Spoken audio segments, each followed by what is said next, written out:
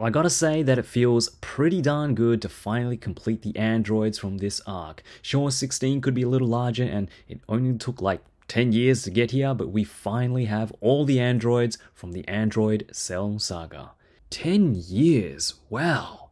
I guess when you put it in that perspective, is that how long it's gonna take to complete the other forms of Cell and Buu? Frieza is well on its way, but I feel like that's taken about a decade as well. I'll be an old man when we get around to Kid Buu.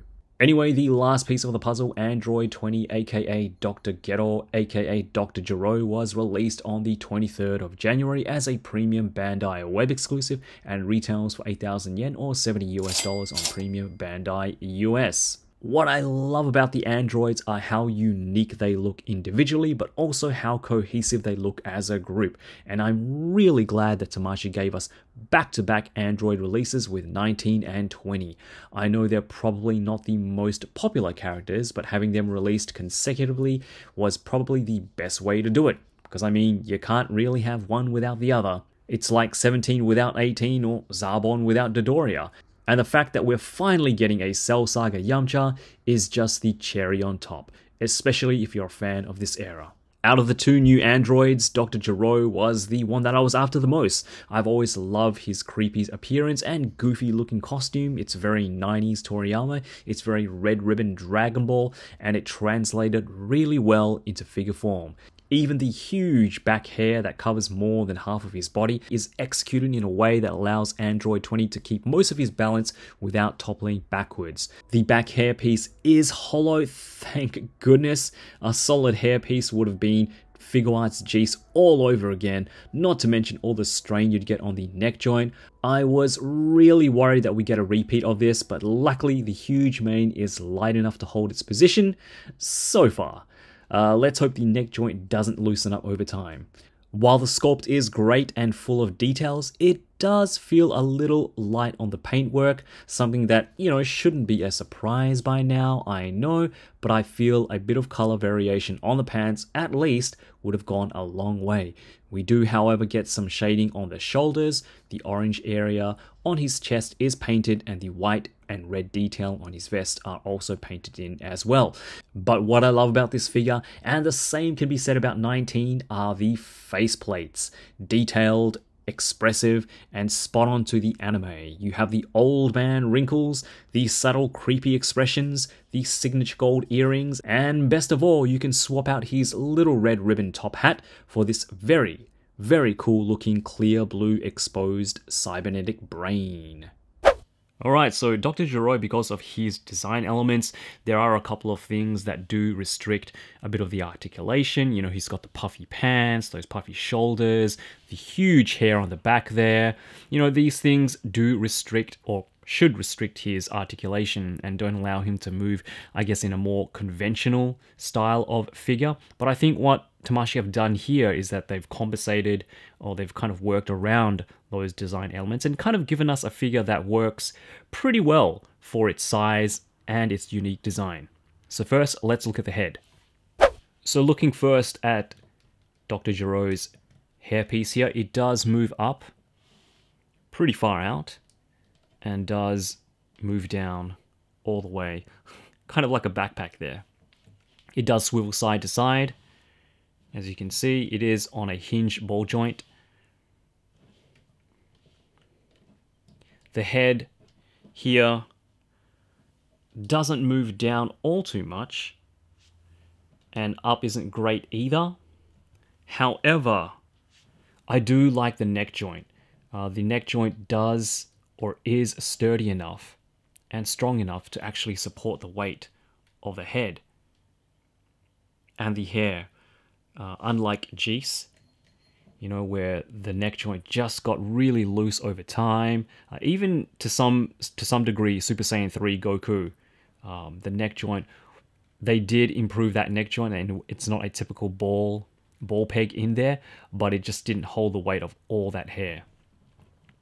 So I think they did do a really good job, with the engineering of that neck joint. You do get some side-to-side tilt,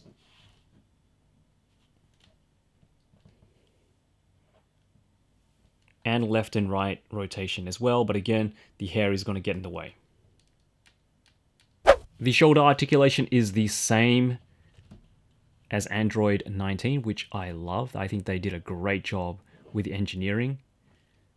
Great way to get around those, I guess, unique looking shoulders. Dr. Gero does bring his arms forward quite a bit, which I'm very impressed with. Very nice design there. You do get 360 rotation there at the shoulder. And be careful not to dislocate the butterfly joint there. We do have a hidden bicep cut there. Double elbows. And of course, a swivel and a hinge in the wrist. For torso articulation, it is a ball joint going straight up into the middle of his upper torso. So we do get forward facing crunch, back, a little bit of side to side tilt there, waist rotation at the upper half of the torso, but we also get a lower torso joint as well. That belt there does kind of hide, you know, the joint from the upper and lower half. Leg articulation, he kicks out about that much. It's not the greatest, but it's not bad either. Dr. Gero kicks forward very far up, but unfortunately, because of the sculpt, it doesn't kick back at all. We have double knees, but we only get 90 degrees there, and I don't like how there's a huge gap there below the knee. We have swivel there, or rotation there at the foot. The foot does move down, doesn't move up all that much. Toe hinge, and I don't like the ankle setup, but it does get pretty decent ankle tilt. So again, all in all, this figure does have fairly decent articulation and definitely enough for you to get some dynamic action poses out of it. And again, like I said, they did compensate. I think they did do well enough to actually compensate for those, I guess, unique design elements of this character. And I think they did do really well, especially in the shoulders, like they did with Android 19. And it definitely does have better articulation than Android 19, which makes it a lot more fun to pose than that figure. But yeah, definitely very decent in terms of articulation for Dr. Gero.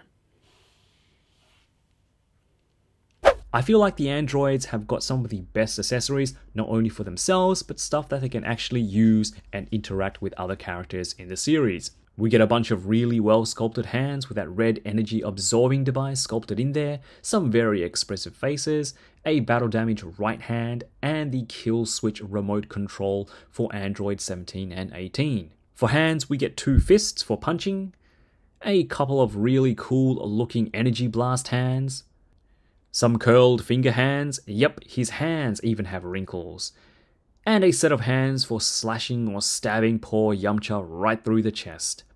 We also get his battle damage right hand accessory. This is when Piccolo slashes Gero's hand clean right off during their battle together.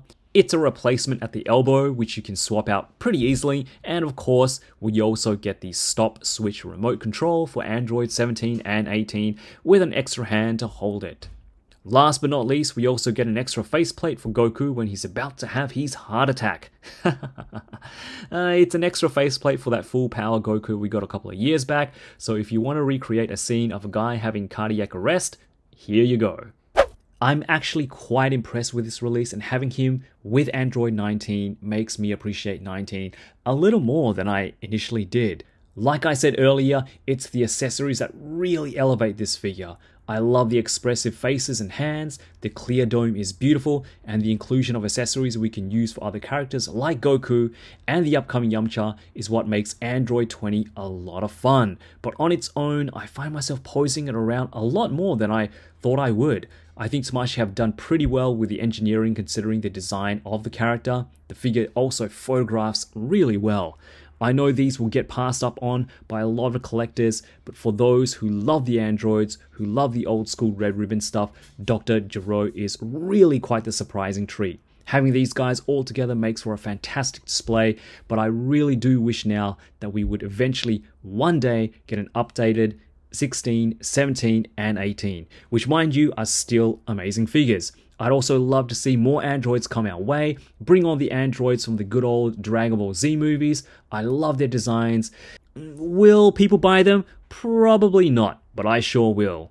Anyway guys, thanks for watching this one. I know I was extremely late in reviewing this, but hopefully I'll be able to pick up the pace this month. We got a lot of exciting stuff coming our way, including Toyotaro's Special Edition Ultra Instinct Goku, Jujutsu Kaisen Suguru Geto from the Hidden Inventory arc.